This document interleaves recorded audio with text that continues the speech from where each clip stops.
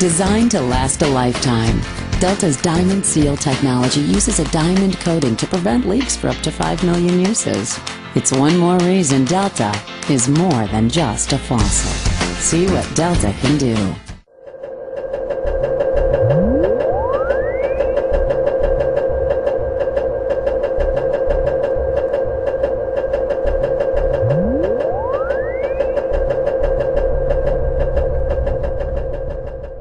Excellent work, Billy. It doesn't matter. Santa's a monster and Christmas is ruined. Don't say that, Billy.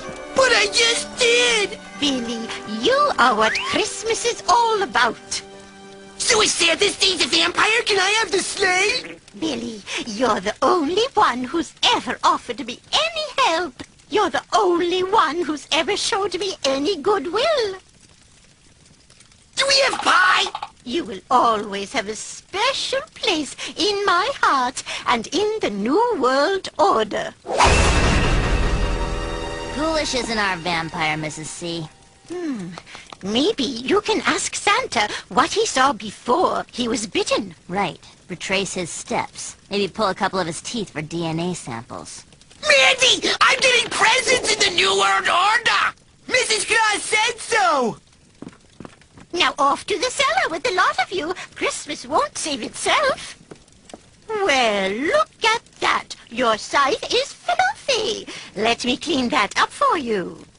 Oh, thanks. This isn't right. Well, I was in the FBI for 27.5 years, and at the time of my retirement in 1979, I was the senior special agent in charge of the FBI Los Angeles office. I developed information personally about just extensive corruption in the government, not only at the federal level, but all the way down to the city and state level across this country. I have information about corrupt judges, corrupt law enforcement, prosecutors, county officials, judges. It involves drugs, involves pornography, involves prostitution, it involves cults, pedophilia. The bottom line is to take over the country and the world. For what, though? Power, greed. This goes back over 200 years, back to 1776, with the establishment of an organization known as the Illuminati. And if your listeners don't know what the Illuminati is, they need to run down to the library and look it up and do some research, because on May the 1st, 1776, a fellow named Adam Weishaupt, German, set forth 25 goals at the request of the Rothschild group that they needed to initiate in order to take over the world. We're talking about destroy the sovereignty of countries and destroy religions. And that's where it really started in modern day. And right today, believe it or not, and we have the documentation for this, we are probably 90%, their goals have probably been filled at the great rate of about 90%. This Illuminati, this group who called themselves the Enlightened Ones, had gained positions of power through control of the banking system. Numero uno, inuit suetus. That's the language of our Latin ancestors. On the back of $1, the plan and the message. Numero uno, inuit suetus. That's the language of our Latin ancestors. On the back of $1, the plan and the message. The Illuminati was founded on May 1st, 1776, by Adam Weishaupt, a professor at Ingolstadt University. Weishaupt obviously had been a serious student of the occult, for many of its bizarre features and symbols were incorporated into his organization. Weishaupt had been active in the Masonic lodges of Germany, and found in them the perfect vehicle for recruiting into his secret order, which he described publicly as the highest level of Freemasonry. The Illuminati was formally incorporated into the Masonic lodges at the Congress of Wilhelmsbad in 1780. There were 8 conspiratorial rings within rings, advancing from the outermost novice inward to Rex, or king. The king, of course, was Weishaupt himself, who had adopted the code name Spartacus. Those in the outer rings were told that the grand purpose of the order was to make of the human race, without any distinction of nation, condition, or profession, one good and happy family. But by the time the member had advanced to the level of presbyter or priest, his oath of absolute secrecy and obedience had become deadly serious. Only then was he allowed finally to see the ultimate goal of the order. It was the destruction of all religion and the destruction of all independent governments, replaced by a new world order, a world government ruled from behind the scenes by the illuminated ones. We have before us the opportunity to forge for ourselves and for future generations a new world order, a world where the rule of law, not the law of the jungle, governs the conduct of nations.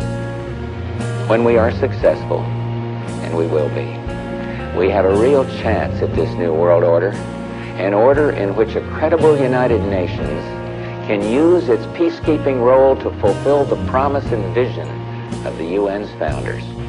I call upon all states to join ranks in order to found the new world order of the 21st century. And people talked then, in 1990, of a new world order. What they actually meant then was a new political order. And the question for us is how we meet and master all these challenges to ensure that Britain enhances its competitiveness in the process and realizes what I believe is our destiny of success in this new world order. So, in conclusion, ladies and gentlemen, a new world is emerging. It is a new world order with significantly different and radically new challenges for the future. On the back of the dollar bill, you see the symbol on the left-hand side of the bill, which is Annuit Coeptus, which means our enterprise is now a success, or our enterprise is crowned with success. Annuit Coeptus. So you're saying, fine, so you have an enterprise and is now crowned with success. What enterprise are you talking about? Novas ordo seclorum. Novas is novus, meaning new. Ordo is order, and seclorum is where we get the word secular, meaning the world. So it's new order of the world, the new world order. George Bush's new world order is now a success. Bill, you've heard an awful lot of dramatic speeches and seen dramatic moments in times of great gravity for the nation.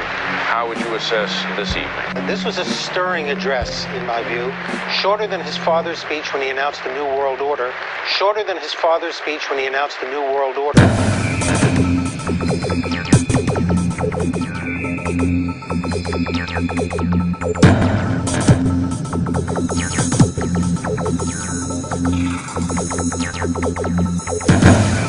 1934 is when the Federal Reserve actually finally took total control of the United States monetary system, and that's when they said it is now a success, because this is a symbol, this is an emblem of a secret society of Freemasons called the Illuminati, the German Bavarian Illuminati.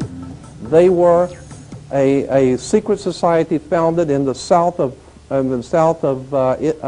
Germany. They were called the Illuminati, the illuminated ones, the enlightened ones. The triangle at the top with the light emanating from around it is Horus, the god of the ancient Egyptians. Of course, this is an Egyptian pyramid. You don't find pyramids in America, you find them in Egypt. And that pyramid is the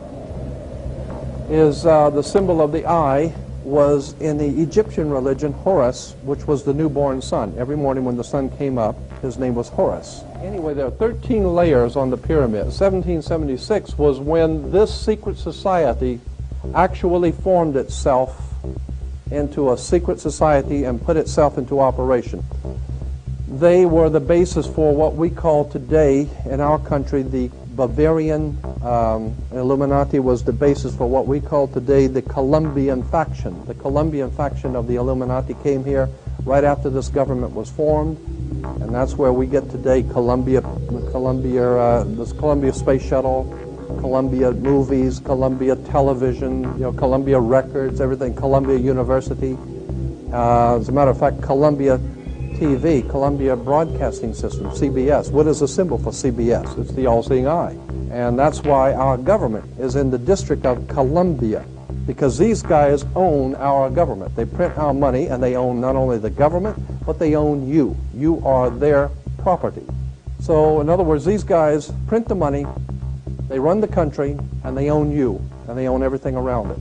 And so they make the laws, And that's why they can decide who can kill who and who can get away with who and who can get away with whatever, because they make the laws and they decide, all right? As I said to you before, there are 13 layers in this pyramid. There are 13 letters in Anno Coeptus, but 13 is a very important number to this secret society. There are 13 stripes, there are 13 stars here, which make up the Star of David. The 13 berries, there are 13 leaves, 13 arrows. There are 32 feathers here and 33 feathers there. Everything is done in sequence of 13. 13, of course, is based on, this is what we call Masonic symbolism. Freemasons designed this dollar bill. Everything is done in sequence of 13, and again, I draw your attention to the fact that you have 13 stars here, which collectively make up the Star of David. There's a reason why. On the $1 bill at the top, you'll see this little image right here. But if you blow it up from an actual photograph, you'll see it is it's a little owl. It's a symbol of the Bohemian Society. The Bohemian Society meets in California on the last 2 weeks of July of every year. I have pictures showing all of the presidents, all of the living presidents, excluding the new one, but all of the living presidents at Bohemian Grove in Northern California, and they're all wearing red and black Ku Klux Klan dress type of regalia, like the Ku Klux Klanners, with the pointed headdress and everything. And I mean, that's quite a sight to see presidents dressed like Ku Klux Klan members, right? And they're standing in front of a big open pit of fire, and behind them is about a 20 to 25 foot owl behind them. And the article in Elm magazine and Time magazine, I've got 2 or 3 different magazines showing basically the same pictures. It says that the presidents meet with all of the heads of industry throughout the world, all of the heads of state throughout the world, and all of the most important wheeler dealers in this country, and they all meet up in Northern California, and they have rituals where they go before the owl after midnight.